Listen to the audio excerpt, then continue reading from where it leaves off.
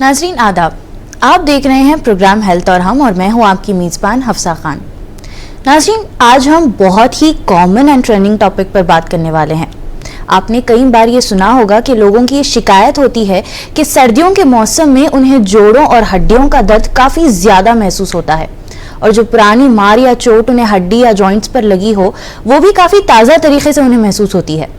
आज हम इसी टॉपिक पर बात करेंगे, और इस टॉपिक पर रोशनी डालने के लिए हमारे साथ स्टूडियो में मौजूद है केयर हॉस्पिटल्स मलकपेट हैदराबाद के senior consultant orthopaedic doctor ES Radheshyam. आइए डॉक्टर साहब से तफसील में बात करते हैं। डॉक्टर साहब, आपका बहुत बहुत इस्तकबाल है हमारे शो में। नमस्कार। कैसे हैं आप? या फाइन।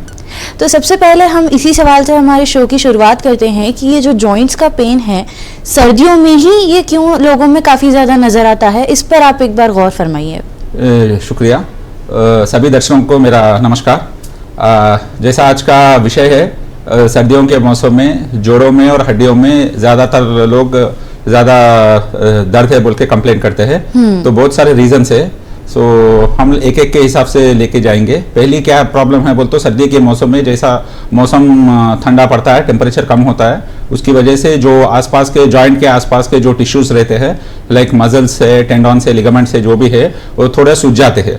सूजने की वजह से क्या है बोले तो जॉइंट का मोबिलिटी थोड़ा कम हो जाता है, स्टिफनेस महसूस होता है। तो इसके लिए ज़्यादातर पेशेंट हम लोगों को कंप्लेन करते हैं वही है कि हम लोग डॉक्टर साहब हम लोग सुबह उठने के बाद ज़्यादा स्टिफनेस महसूस कर रहे हैं, उतना फ्री नहीं है मूवमेंट। सो वो स्टिफनेस की वजह से क्या है बोले तो फिर स्टिफनेस का जो भी रीज़न है बोले तो एक ठंडे मौसम में जो भी टिश्यूज है मैं जैसा बोला वो सूज जाता, उसकी वजह से क्या है स्टिफनेस की वजह से वो मोबिलिटी जो है जॉइंट का मोबिलिटी कम पड़ता। और दूसरी चीज क्या है बोले तो ब्लड सप्लाई, जो ब्लड सप्लाई रहता है जॉइंट्स को नॉर्मली वो ठंडे मौसम में कम पड़ता। नॉर्मली वो ब्लड सप्लाई बाकी के वाइटल ऑर्गन्स जैसा किडनी, लिवर, हार्ट, ब्रेन उसको डाइवर्ट होता, तो इसकी वजह से क्या है ब्लड सप्लाई जॉइंट को थोड़ा कम पड़ता, उसकी वजह से भी स्टिफनेस ज्यादा महसूस होता। तीसरी बात क्या है बोले तो पेन रिसेप्टर्स जो हर जॉइंट पे रहते पेन रिसेप्टर्स, वो सेंसिटिविटी ज़्यादा बढ़ता है वो ठंडे मौसम में, उसकी वजह से भी वो दर्द ज़्यादा महसूस होना भी लोग शिकायत करते हैं नॉर्मली।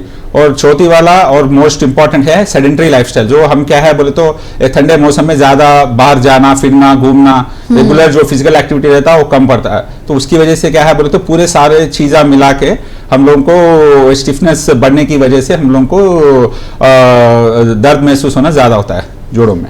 अब काफ़ी लोगों की ये शिकायत भी होती है कि कुछ लोगों को एक्सट्रीम दर्द फील होता है एंड कुछ लोगों को बहुत माइल्ड, जैसे कि जो पुरानी चोट वगैरह होती है उस पर काफ़ी ज़्यादा प्रेशर पड़ता है। तो क्या ये जॉइंट पेन्स और हड्डियों के पेन्स में टाइप्स एंड डिफरेंसेस है, तो वो हमें बताइए। सही बात है। ये जॉइंट पेन्स दो किस्म के रहते हैं। मोनोआर्थ्रालजिया बोले तो एक हड्डी में से एक हड्डी में एक जॉइंट में हमको दर्द महसूस होना, जैसा बड़े जॉइंट बोले तो घुटने ankle joint, hip joint, shoulder, elbow और रिस्ट जॉइंट। और दूसरी टाइप है पॉलीआर्थ्रालजिया। पॉली बोले तो मल्टीपल जॉइंट्स, जैसा हाथों के जॉइंट्स, पैर का जो छोटे छोटे जॉइंट्स रहते उसमें महसूस होता है। थोड़े लोगों में बड़े जॉइंट्स में महसूस होता है दर्द, दो लोगों में छोटे जॉइंट्स में महसूस होता है। और उसके ऊपर से ऑलरेडी जिसको शिकायत है पहले से जॉइंट पेन से, वैसा घुटने में तकलीफ है, कुल्ले में तकलीफ है, कमर में तकलीफ है, शोल्डर में तकलीफ है, बहुत सारे रीजन के लिए, मेडिकल कंडीशंस के बहुत सारे रीजन के लिए जो ऑलरेडी एग्जिस्टिंग जॉइंट पेन है, मैं जैसा इससे पहले बताया सर्दियों के मौसम में और ज्यादा महसूस होने का चांसेस रहता है। तो आपने इससे पहले ये भी मेंशन किया था कि कोल्ड वेदर में जो है स्टिफनेस बढ़ जाती है मसल्स एंड जॉइंट्स में, जिस वजह से दर्द फील होता है। अब ये जो लिगामेंट्स एंड मसल्स का रोल है यहाँ पे, क्यों ये सर्दी के मौसम में ही जो है स्टिफनेस बढ़ जाती है एंड इसके लिए लोगों को क्या क्या प्रिकॉशंस लेने चाहिए? अच्छा सवाल है। ये नॉर्मली क्या है बोले तो बाहर का तापमान से हमारा बॉडी का तापमान इंपॉर्टेंट है। हमारा बॉडी का तापमान एक ही लेवल पे मेंटेन होता है, जैसा 37 डिग्री सेल्सियस पे। बाहर का तापमान जैसा अभी ठंडी के मौसम में 12 रह सकता है, 13, 10 जो भी है, उसकी वजह से क्या है बोले तो जैसा बाहर का टेम्परेचर कोल्ड वेदर होता है उसकी वजह से हमारे बैरोमेट्रिक प्रेशर जो है कम पड़ता है। उसकी वजह से क्या है बोले तो ये जो आसपास के जॉइंट के आसपास के जो स्ट्रक्चर है जैसे मसल से, लिगामेंट से, टेंडन से, वो सूज जाता है। ये प्रेशर कम होने की वजह से, ये सूजने की वजह से क्या है बोले तो वो जॉइंट के ऊपर दबाव रहता है, दबाव होने से हम लोगों को स्टिफनेस का महसूस होता है। अब ये हम बात करें जॉइंट पेन्स की, तो क्या ये फैमिली हिस्ट्री से भी कंटिन्यू होता है, या सिर्फ ये जो मार उन्हें लगती है या जो लिगामेंट टेयर होता है या जो भी जॉइंट पेन्स होते हैं वो फैमिली हिस्ट्री से कहीं ना कहीं रिलेट करते हैं, या ये सिर्फ उनको टाइम बीइंग होते हैं? दो तीन चीजें है अभी। नॉर्मली क्या है बोले तो इडियोपैथिक कॉज बोलते हैं, इडियोपैथिक बोले तो अननोन कॉज, अननोन कॉज बोले तो जो कॉज नहीं है। तो हम लोग बहुत सारे मरीज लोग हम लोग को बोलते हैं कि डॉक्टर साहब किसके वजह से आया, तो हम लोग बोलते हैं जब पूरे इन्वेस्टिगेट करे, पूरे खून का मायना करा है, एक्सरे करा है, पूरा करने के बाद भी जो खून में नहीं निकलता, एक्सरे में जो भी नहीं निकलता, तो हम लोगों को क्या इडियोपैथिक बोलते हैं, तो अननोन कॉज बोलते हैं। दूसरी क्या है बोले तो फैमिली हिस्ट्री, फेमिलियल कॉज। थोड़े जॉइंट पेन्स फेमिलियल हिस्ट्री की वजह से, फैमिली की हिस्ट्री की वजह से हो सकता है। जैसा एग्जांपल है रुमेटॉइड आर्थराइटिस। रुमेटॉइड बोले तो छोटे जॉइंट्स में पेन है, जैसा बताया मैं। पॉलीआर्थराल्जिया बोले तो छोटे छोटे जॉइंट्स में पेन होना, जैसा हाथ के जॉइंट्स का, पैर के जॉइंट्स में पेन होना, तो ये रुमेटॉइड आर्थराइटिस फेमिलियल है। फेमिलियल बोलते हो जैसा परिवार में जो वो फैमिली हिस्ट्री की वजह से वो एक जनरेशन से एक जनरेशन पास होता है, वैसा ये एग्जांपल है। दूसरा एग्जांपल ऑस्टियोआर्थराइटिस, जो घुटने का घसे जाना ओल्ड एज में, जैसा मेन में 60 के बाद, वुमेन में 50 के बाद जो होते मेन घुटने में, नहीं तो हिप जॉइंट में, वो भी फैमिली हिस्ट्री का रोल प्ले करता है। सो जरूर तो अदर फैक्टर्स के हिसाब से फैमिली हिस्ट्री का भी रोल एक 20-25% रहता है। तो हम उसका मॉडिफाई नहीं करते हैं। जो मॉडिफाइबल फैक्टर्स रहते हैं, जो जिसको मॉडिफाई कर सकते हैं, वो मॉडिफाई करें तो हम लोग क्या है वो 75% का हम लोग जॉइंट पेन से रिलीफ पा सकते हैं। अब इसके सिम्टम्स क्या है कि लोगों को डरना चाहिए कि ये सीरियस जॉइंट पेन्स हैं, डॉक्टर को विजिट करना है, जो नॉर्मल होते हैं वो बताइए। बहुत सारे मरीज हम लोगों को पूछते हैं कि कब डॉक्टर को विजिट करना, कब अस्पताल को आके दिखाना। बहुत सारे लोग क्या है करे तो थोड़े बहुत जॉइंट पेन्स है बोले तो फार्मेसी, नियर बाई फार्मेसी को जाके दुकान पे जाके दवा लेके खाते। तो जिस तरीके से वो लोग जो जब कभी कभी वो कम हो जाता है, लेकिन जो पेन रेगुलरली आ रहा, ऑन एंड रेगुलरली बोले तो at least continuously more than 3 days आ रहा, उसके ऊपर से जॉइंट सूज गया, स्वेलिंग है, जॉइंट में रेडनेस दिख रहा, थोड़ा लालपना दिख रहा, उसमें जॉइंट में लालपना दिख रहा, मूवमेंट रेस्ट्रिक्शन है, थोड़ा बुखार आना शुरू करा, ऐसा कुछ सिम्टम्स है बोले तो तुरंत आप अपना सेल्फ मेडिकेशन छोड़ के जरूर आपके घर के पास जो भी अस्पताल है उधर जाके कौन सा भी जनरल फिजिशियन नहीं तो ऑर्थोपेडिस्ट को कंसल्ट करे, तो उसके हिसाब से हम लोग नेसेसरी ब्लड इन्वेस्टिगेशंस नहीं तो एक्सरे कुछ करा के उसके हिसाब से हम लोग ट्रीट कर सकते हैं।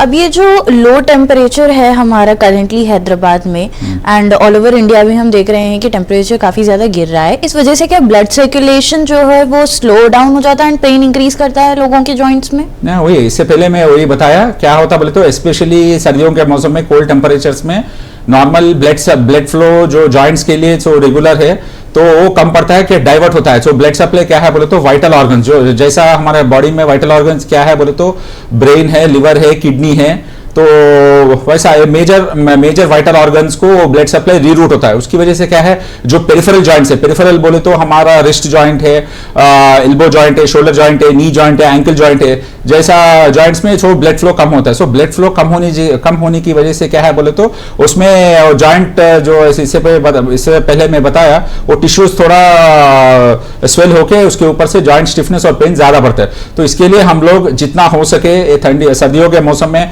हमारा हाथ पैर जितना कवर हो सके तो वो उतना बेटर रहता। तो हम एक्सट्रीमिटीज जैसा बोले तो हाथ का पैर का जो भी है एक्सपोज्ड पार्ट है, जैसा बाहर जाते हैं ठंडे मौसम में जितना वार्म रखते हैं, जितना कवर करते हैं उसके हिसाब से दर्द भी कम होता है। अब हम बात करें अगर लोगों के एक मेजर प्रॉब्लम के बारे में, तो लोगों की ये भी शिकायत काफ़ी ज़्यादा होती है कि सर्दियों में उन्हें बैक पेन बहुत ज़्यादा होता है। मतलब जो बैक मसल्स है, जो बैक जॉइंट्स है, उसमें काफ़ी ज़्यादा पेन वो फील करते हैं। तो उसके कॉजेस क्या है?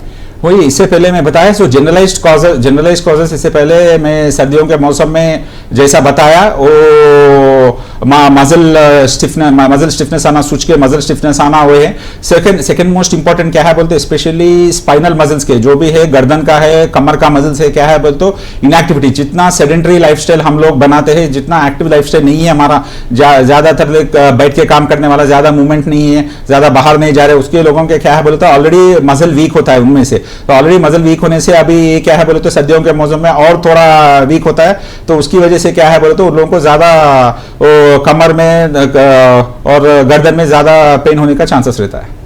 अब बात करें हम एज फैक्टर की, तो कौन से एज फैक्टर्स में जो है ये काफ़ी ज़्यादा कॉमनली देखा जाता है? बिकॉज जो लोगों की तो कॉमन सी चीज़ है कि पुराने जो दर्द रहते हैं, जो उन्हें चोट लगती है या फ्रैक्चर्स होते हैं, वो तो उठ के आती ही हैं उन्हें सर्दियों में, बट एज ग्रुप के हिसाब से भी ये इफेक्ट करता है या सिर्फ ओल्ड एज में ही ये काफी ज्यादा दिखाई देता है? एज ग्रुप है फैक्टर, एज ग्रुप के हिसाब से भी थोड़े बीमारी सर्टेन एज ग्रुप से ज्यादा कॉमन है, थोड़े बीमारी थोड़े एज ग्रुप से ज्यादा कॉमन है।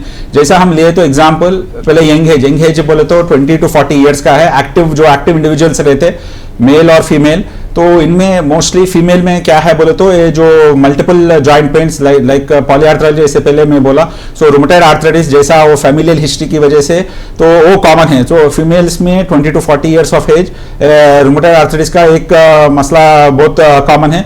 और मेल्स में देखें तो उन लोगों का क्या है बोले तो लोअर बैक एक है, specially 30 to 40 years young mail patients जो 3 महीने के ऊपर हम बोलते कि हम लोग के पास आके डॉक्टर साहब 3 महीने से सुबह उठने के बाद हमारा कमर बहुत स्टिफ हो रहा, टाइट हो रहा बोले तो उसकी वजह से है, वो उसको एंकलोजिंग स्पॉन्डिलाइटिस बोलते, जैसा कमर का स्टिफनेस का हम लोग एंकलोजिंग स्पॉन्डिलाइटिस बोलते, जो बहुत कॉमन है मेल पेशेंट्स में around age group of 30 to 40। जैसा फीमेल एज ग्रुप में हम लोग ले गए तो 30 to 40 एज ग्रुप में मल्टीपल जॉइंट पेन्स का रूमेटॉइड आर्थराइटिस मोस्ट कॉमन है। तो एज का फैक्टर जरूर रहता, एज के हिसाब से रहता।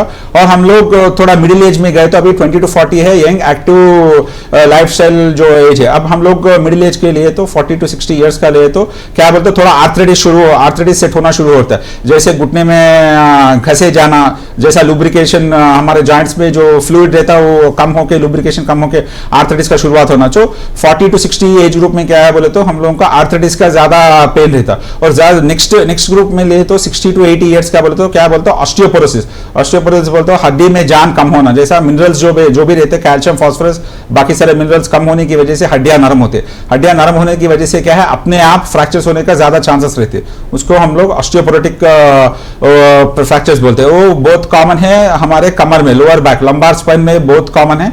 तो ओल्ड एज पीपल जो लोग बोलते हैं कि हमको कमर में बहुत ज्यादा दुख रहा, हम लोग पूछते कि कुछ गिरे क्या, कुछ मार लगा बोले तो नहीं, हम लोगों को बिना कुछ गिरे बिना कुछ मार लगे अपने आप अचानक शुरू हुआ बोले तो हम लोग वो ऑस्टियोपोरोसिस का रूल आउट करना। तो एज के हिसाब से जैसा यंग एज में जो मैं बताया, मिडिल एज में जो बताया, ओल्ड एज में जो बताया, तो रीजंस अलग अलग है। हम लोगों को एज के हिसाब से, उनके प्रोफेशन के हिसाब से, उनका लाइफस्टाइल के हिसाब से, उनके मेडिकल हिस्ट्री के हिसाब से हम लोग हिस्ट्री पूछ के नेसेसरी इन्वेस्टिगेशन कराए तो वो उसका जॉइंट पेन्स का रीजन क्या है बोल तो हम लोग पता कर सकते हैं।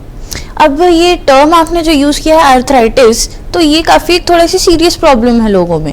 तो आर्थराइटिस के पेशेंट्स को क्या क्या प्रिकॉशंस एंड क्या क्या नेसेसरी चीजें बरतनी चाहिए सो दैट सर्दियों के मौसम में वो लोग जो पेन है उससे ओवरकम भी कर सके और वो ज्यादा उन्हें एक्सट्रीम लेवल पे भी ना हो?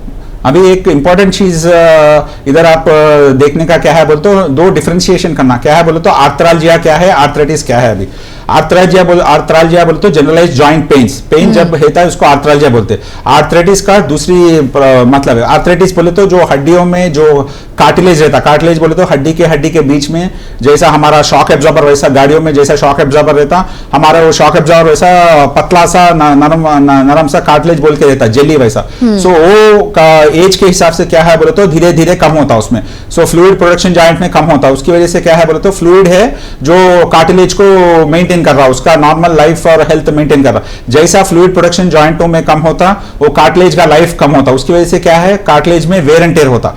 कार्टिलेज की वेयर एंड टेयर होने की वजह से क्या है हड्डियां का जो जॉइंट में जो हड्डी रहती है, दोनों हड्डियां ऑपोजिट का हड्डी वो घीस के आर्थराइटिस का वो शुरुआत होता है। तो उसको हम लोग जैसा साइनोवियल फ्लूइड कम होने की वजह से, कार्टिलेज में चेंजेस होने की वजह से जैसा हड्डी घसे जाके ये पूरा प्रोसेस को हम लोग आर्थराइटिस बोलते हैं। आर्थरालजिया बोले तो खाली पेन होना, खाली दर्द, जोड़ों में दर्द होना। सो आर्थराइटिस का मतलब है वो जॉइंट में वो कार्टिलेज वेयर एंड टेयर होना। तो ये डिफरेंस हम लोग एक डिफरेंशिएट करना। और दूसरी बात क्या है बोले तो जो जिस लोगों को ऑलरेडी आर्थराइटिस है इससे पहले, अभी ठंडे मौसम में मैं जैसा बताया ऑलरेडी हड्डियों में चेंजेस है, जैसा हड्डी घसे जा रहे, कार्टिलेज कम हुआ, फ्लूइड प्रोडक्शन कम हुआ, इसके ऊपर से क्या है आजू बाजू का जो टिश्यूज है जैसा मसल से, लिगामेंट से, टेंडन से, वो भी सूजने की वजह से क्या है और ज्यादा दर्द महसूस होने का चांसेस रहते। तो इसके लिए जो ऑलरेडी प्री एग्जिस्टिंग आर्थराइटिस लोग हैं, अब सर्दी के मौसम में थोड़ा ध्यान रखे, थोड़ा एक्टिव लाइफस्टाइल बना के रखे, तो ज्यादा सेडेंटरी लाइफस्टाइल से दूर एक्टिव लाइफस्टाइल से बनाए तो थोड़ा उसमें ब्लड फ्लो इंप्रूव होके वो आर्थराइटिस का पेन सर्दियों के मौसम में बेटर रहता उनको। अब जो विटामिन कैल्शियम की कमी जो है बोन हेल्थ पे काफ़ी ज़्यादा इफेक्टिव है, ये कई बार हम सुनते आ रहे हैं बचपन से। अब सर्दी के मौसम की वजह से अगर बोन्स को सही से विटामिन नहीं मिले या कैल्शियम नहीं मिले तो क्या ये चांसेस है कि हड्डियां वीक हो जाए? हाँ, बहुत अच्छी क्वेश्चन है।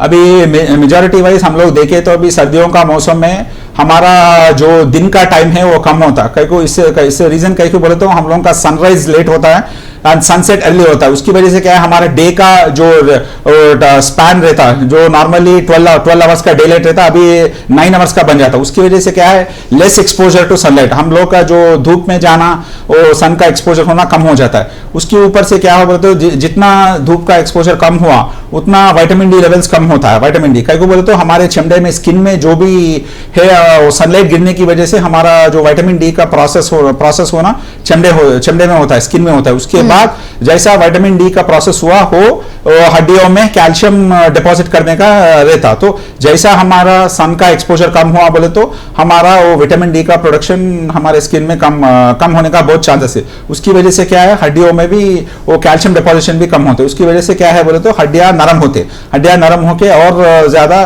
पेन होने का चांसेस रहते। तो इसके लिए हम लोग जितना हो सके उतना हम लोग बाहर जाके थोड़ा रेगुलर फिजिकल एक्टिविटी सुबह में जो भी है, आप वॉकिंग में जाए, योगा में जाए, कौन सा भी फिजिकल एक्टिविटी में है, एक्टिव लाइफस्टाइल।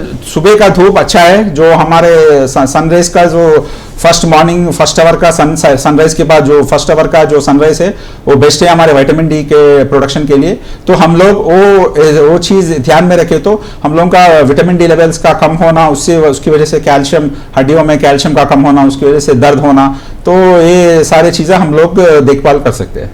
अब विंटर सीजन्स में काफ़ी ज़्यादा लोगों का एक सवाल ये होता है कि फ्रैक्चर्स क्यों ज़्यादा इसमें रिपोर्ट होता है। अब जैसे कि मेरा एक पर्सनल एग्जांपल आपको दूं तो 1 मंथ पहले मेरा खुद का पैर जो है मुड़ गया था एकदम से, एंड देन 2 बैंडेजेस के बाद में वो क्लियर भी हो गया था। बट आज भी कहीं ना कहीं जब मैं प्रेशर ज़्यादा डालती हूँ तो जो एंकल जॉइंट है मेरी वो काफ़ी ज़्यादा पेन होती है। तो यही कंप्लेन काफ़ी सारे लोगों की भी है कि जो पुराने फ्रैक्चर्स रहने दीजिए आप या अभी के भी फ्रैक्चर्स ले लीजिए आप, काफ़ी ज़्यादा पेनफुल होता है। एंड विंटर सीजन में अगर थोड़ा सा धक्का भी लग गया कोई जॉइंट को तो फ्रैक्चर ही बोल देते हैं उसको। तो उसका मेन रीज़न क्या है बोले तो ऑलरेडी जो जिसको फ्रैक्चर्स हुआ इससे पहले उसकी वजह से क्या है बोले तो उधर का हड्डी थोड़ा ऑलरेडी नॉर्मल हड्डी को कंपेयर करें तो उधर का हड्डी थोड़ा नरम होता है। उसकी वजह से क्या है अभी उसके ऊपर दूसरा दबाव गिरा, वो कुछ बाद में कुछ फिसल के गिर गए, तो ऑलरेडी जो हड्डी वीक है, जो उसमें जो कैल्शियम का कंटेंट कम है, उसके ऊपर से हम लोग फिर फिसल के फिर गिरने का चांसेस है बोले तो ज्यादातर फिर मोच खाना, फिर दोबारा फ्रैक्चर होने का चांसेस ज्यादा रहता। तो इसके लिए हम लोग बोलते हैं कि जितना हो सके, जैसा पहले फ्रैक्चर के बाद जितना रिहैबिलिटेशन, जितना मोबिलिटी हो सके, सो हड्डियों में कितना मोबिलिटी हो, कितना हम लोग कितना चलते हो, उसके हिसाब से हमारा बोन हेल्थ उतना इंप्रूव होता है। तो जितना हम सेडेंटरी लाइफस्टाइल में जाते हैं उतना बोन भी थोड़ा नरम हो जाता है। सो डिसयूज ऑस्टियोपिनिया बोलते हैं। डिसयूज बोलते हम लोग जितना कम इस्तेमाल करते शरीर में जो हड्डियों को, उतना उसकी वजह से क्या है हड्डियों में जान कम होते। तो हमारा यही बोलना है कि सारे पेशेंट्स को ही जितना एक्टिव लाइफस्टाइल मेंटेन करो, जितना एक्टिवली जॉइंट को जो ऑलरेडी फ्रैक्चर से रिकवर हो रहे, जो जितना मोबाइल रखो आप, जितना मोबाइल रखे तो उसके ऊपर से उतना ऊपर से आपका हड्डियों में जान आके आपको दोबारा कुछ कभी भी इसे गिरना, कुछ मोच खाना, गिरना बोले तो भी दोबारा फ्रैक्चर्स कम होने का चांसेस पड़ता है। अब इसमें क्या डाइट भी एक मेन की रोल प्ले करता है? बिकॉज कैल्शियम, विटामिन, आयरन ये काफ़ी ज़्यादा एक इम्पॉर्टेंट फैक्टर है हेल्दी डाइट के लिए एंड हड्डियों के लिए भी, जॉइंट्स के लिए भी एज वेल। तो डाइट क्या रिफ्लेक्ट करता है ये सब चीज़ों से सो दैट ये फ्रैक्चर्स उससे हम ओवरकम कर सकें? डेफिनेटली हम लोग अभी तक तो बात करें कि रीजंस क्या है सर्दियों के मौसम में कई को जॉइंट पेन्स इतने कई को आ रहे, तो सिम्टम्स कैसे रहते हैं, कैसा उसको पहचानना, किधर जाना। तो उसके बाद रेमेडियल मेजर्स बोले तो नहीं आने का, जो हम लोगों को प्रिकॉशंस क्या रहना, तो उसकी वजह से क्या है हमारा बोन हेल्थ इंप्रूव होता है। उसकी वजह से क्या है तो कभी भी गिरने पे, मोच खाने पे फ्रैक्चर होना कम पड़ता है। तो मोस्ट जरूरी थिंग है क्या बोलते, इससे पहले मैं बताया विटामिन डी लेवल्स हम लोग मेंटेन करना। विटामिन डी लेवल्स क्या है बोलते, हमारे नेचुरल सोर्स है। Natural source of vitamin D हमारा सनलाइट है। जो जितना हम लोग सुबह की टाइम पे उतना सनलाइट, सनरेज का एक्सपोजर रहता है, उसकी वजह से उतना हमारा विटामिन डी का वैल्यूज रहता है। उसकी वजह से हमारा हड्डियों में जो भी कैल्शियम का कंटेंट है वो बढ़ता है। दूसरी चीज क्या है बोलते हो, अदर देन सनराइज हमारा जो खाने पीने का चीज है, खाने में दूध, मिल्क इन एनी फॉर्म, कौन सा भी ले लो आप, काउ मिल्क ले लो, बफेलो मिल्क ले लो, और प्लांट बेस्ड मिल्क। अभी आजकल बहुत सारे लोग वीगन बोल के बात कर रहे हैं, जो वीगन के वैसे almond milk, coconut milk, peanut butter milk, जो ये भी सारे चीजें थोड़े लोग ले रहे हैं। बोलते थोड़े लोग दे अवॉइड कर रहे कि एनिमल प्रोडक्ट्स अवॉइड कर रहे। तो हम लोग milk is a richest source of calcium and vitamin D. दूसरी अदर सोर्सेस है हमारा ड्राई फ्रूट्स लाइक पिस्ता, बादाम, अंजीर, अखरोट। तो ऑल दी सारे चीजों में भी हमारा विटामिन डी और कैल्शियम बहुत अच्छा लगता है। और फ्यू बेरीज बोले तो ब्लूबेरीज, फ्रूट्स में बेरीज, ब्लूबेरीज रहते हैं, स्ट्रॉबेरीज, रास्पबेरीज, ये पूरे जो भी बेरी के फ्रूट में है वो रिच इन विटामिन डी और कैल्शियम है। और फ्रूट्स को लेके है तो हम लोग सिट्रस फ्रूट्स लाइक ऑरेंज, मौसम्बी, पपाया, इसमें भी they are rich in calcium and vitamin D. और बहुत सारे ग्रीन लीफी वेजिटेबल्स है इसमें है। मैं अब तक जो बताया वो वेजिटेरियन का, जो वेजिटेरियन से जो मेन रिच सोर्स क्या है बोल तो। अभी नॉनवेज में देखे तो अभी चिकन सूप, बोन सूप, उसके अलावा हमारा बॉइल्ड एग, जो एग बॉयल करते हैं उसको ऊपर का वाइट का है, वो rich in protein and as well as both vitamin D और कैल्शियम। तो हम लोग ज्यादा जो यंग एज में है, बिलो द एज ऑफ 40-45 है, मैक्सिमम टाइम हम लोग क्या है बोले तो एक्टिव लाइफस्टाइल मेंटेन करने का, रेगुलरली वेट ज्यादा नहीं बढ़ने का। अभी और एक क्या प्रॉब्लम क्या है बोले तो सेडेंटरी लाइफस्टाइल की वजह से सभी लोगों का वेट बढ़ रहा। वेट बढ़ने की वजह से जॉइंट के ऊपर जो प्रेशर गिरता, उसकी वजह से भी हम लोगों का दर्द आना शुरू होता है, और सर्दियों के मौसम में और ज्यादा वो महसूस होता है हम लोगों को। तो हम लोग जितना फिजिकली एक्टिव लाइफस्टाइल मेंटेन करें, उसका वेट कितना कंट्रोल में रखे, जितना हेल्दी डाइट मेंटेन करे, इससे हमारा बोन एंड जॉइंट हेल्थ अच्छा रहता है। जितना हमारा बोन एंड जॉइंट हेल्थ अच्छा रहता है, जितना भी सर्दी का मौसम रहने दो, जितना भी बाहर का तापमान रहने दो, हमारा हड्डी जो है सही सलामत रहेगा। अब आपने मेंशन किया जस्ट अभी कि ओबीज लोगों को भी ये जो है प्रॉब्लम अकर हो सकती है, बिकॉज उनका जो वेट है वो पूरा जॉइंट्स पे ही पड़ता है। तो मोस्ट ऑफ द टाइम उनके जो घुटनों का एरिया है वही काफ़ी ज़्यादा इफेक्ट होता है इस चीज़ से, एंड ऑल्सो एंकल जॉइंट। तो ये चीज़ से वो लोग कैसे ओवरकम करें? ये सही बात है। अभी मैं जैसा बताया, ओबीज पेशेंट में जो लोग है क्या है बोलते हो, देखने में बाहर से वेट ज्यादा है, लेकिन अंदर का जो हम लोग एक्सरे निकाल के हड्डी देखते, हड्डी उन लोगों का नरम रहता है। कई को बोलते हो ज्यादा सेडेंटरी लाइफस्टाइल की वजह से ज्यादा घूमने फिरने का नहीं रहे, मतलब तो मैं इससे पहले बताया डिसयूज ऑस्टियोपेनी। डिसयूज बोलते ज्यादातर लाइक घूमने फिरने का नहीं है बोले तो हड्डियों में भी जान कम होता है। उसकी वजह से उन लोगों का हड्डी नॉर्मल लोगों से, जो फिट एंड एक्टिव लाइफस्टाइल जो लोग है उसमें, और व्हेन कंपेयर ओबीस में जो हड्डी रहता है नॉर्मली उनका हड्डी थोड़ा कमजोर रहता है।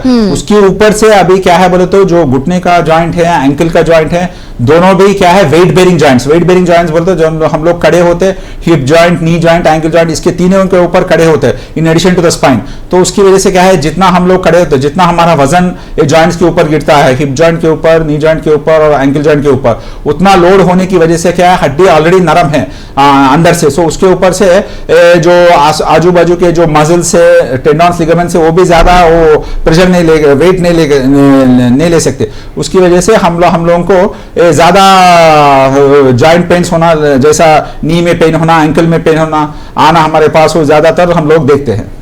इसी बीच हमारे साथ एक कॉलर जुड़े हैं, आइए उनसे बात करते हैं। जी अस्सलाम वालेकुम। जी वालेकुम अस्सलाम। क्या नाम है आपका? जी मेरा नाम फारिया अंजुम है। जी बोलिए, क्या सवाल है आपका? हाँ जी, मेरे को घुटने में दर्द है, सीधे घुटने में ज्यादा। ऐसा मैं नमाज के लिए मोड़ के बैठी तो पीछे मोड़ी तो बहुत ज्यादा दर्द होता वो, और खांधे में भी दर्द होता, शोल्डर में। तो मैं वो डॉक्टर को बताई लेकिन फिर भी मैं पूछना चाह रही ये रीजन क्या है? आपका एज 14 क्या है? years आपका old. एज 40. आपका एज? जी जी। कुछ मेडिकल इश्यूज है? कुछ मेडिकल का प्रॉब्लम्स है अम्मा आपको? घुटने में, सीधे घुटने में। नहीं, आपको कुछ मेडिकल का प्रॉब्लम है, जैसे डायबिटीज है, बीपी है, नहीं थायराइड नहीं, है? अल्हम्दुलिल्लाह कुछ नहीं है। हाँ ठीक है अम्मा। नॉर्मली क्या है बोले तो अभी 40 के बाद मोस्टली वुमेन में क्या है बोले तो मेनोपॉज का, प्री मेनोपॉज बोलते हैं हम लोग, 40 to 45 प्री मेनोपॉज बोलते। जैसा विमेन में, जैसा हम लोग बोलते औरत लोगों में, हार्मोन की वजह से हमारा bone and joint, bone metabolism रहता है। जैसा ईस्ट्रोजन एंड प्रोजेस्टेरॉन रहते, वो हड्डियों में जितना ताकत रहना, कैल्शियम का कितना कंटेंट रहना, उसके ऊपर से रहता। तो आफ्टर 40 के क्रॉस होने के बाद क्या है बोले तो नॉर्मली हार्मोनल लेवल थोड़ा धीरे धीरे कम होने का रहता। उसकी वजह से क्या है बोले तो हड्डियों के ऊपर थोड़ा प्रेशर रहता। हम लोग जितना, जैसा बोला, हम लोग जितना एक्टिव लाइफस्टाइल मेंटेन करें, वजन नहीं बढ़ाना, रेगुलरली हेल्थ चेकअप्स करना, जैसा क्या है बोलते 40 के बाद थायराइड डिटेक्शन का, नहीं तो शुगर का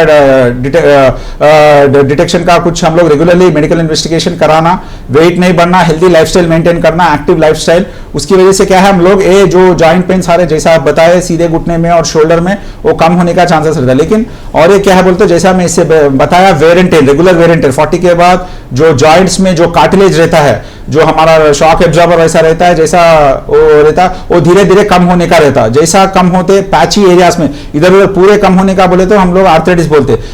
लेकिन क्या है बोले तो जो 40 to 50 इयर्स का एज ग्रुप है, उसमें क्या है बोले तो हल्का हल्का सा वो कार्टिलेज लॉस रहता है। उसकी वजह से धीरे धीरे एक ही एंगल में, जैसा आप बताए नमाज पे जैसा बैठ के उठे तो वो एंगल में उनको दर्द हो रहा, तो हम लोग उनको cartilage loss, patchy cartilage loss की वजह से आपको एरिया में दर्द हो। तो आपका ट्रीटमेंट कैसा रहता बोले तो आप तो एक्सरसाइज, रेगुलरली एक्सरसाइज करना, घुटने का जो मसल का जो मैं बताया, मसल स्ट्रेंथनिंग करना, मसल स्ट्रेंथनिंग जितना करे, और कार्टिलेज सप्लीमेंट, जितना कार्टिलेज सप्लीमेंट्स लिए 40 के बाद हम लोग ये घुटने का जो भी आपको दर्द है वो कम होने का चांसेस रहता।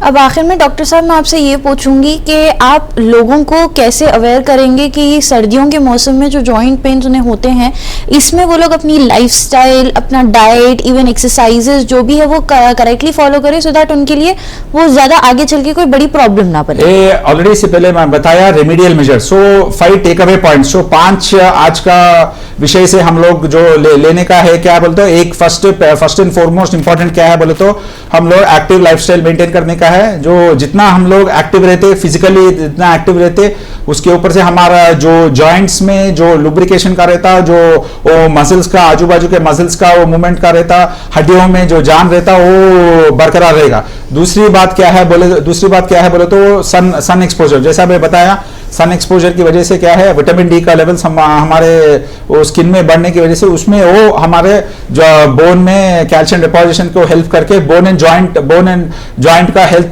प्रोटेक्ट करता है। तीसरी बात क्या है बोलते हो, ज्यादा पानी पीना, डिहाइड्रेशन की वजह से भी। और एक चीज क्या है बोलते हो, सर्दियों के मौसम में हमको ज्यादा ठंडा नहीं लगता, तो हम लोग ज्यादा पानी नहीं पीते। तो जितना पानी हो सके तो जितना पानी नॉर्मली रेगुलरली हम लोग बोलते हैं कि दिन में सभी लोग, कोई तो भी है, मेन हो मेल हो फीमेल हो, मिनिमम 3 to 4 लीटर्स ऑफ पानी पीने का रहता है रोज में। हम लोग सर्दियों के मौसम में क्या है बोलते ज्यादा हम लोग थकान नहीं रहते, पसीना नहीं आता बोल के हम लोग ज्यादा पानी नहीं पीते। उसकी वजह से क्या है बोले तो हमको डिहाइड्रेशन की वजह से हमारा जॉइंट में भी वो लुब्रिकेशन का जो लिक्विड है वो थोड़ा मोटा होके फिर वो फ्रिक्शन कम होके ज्यादा दर्द होकर रहता।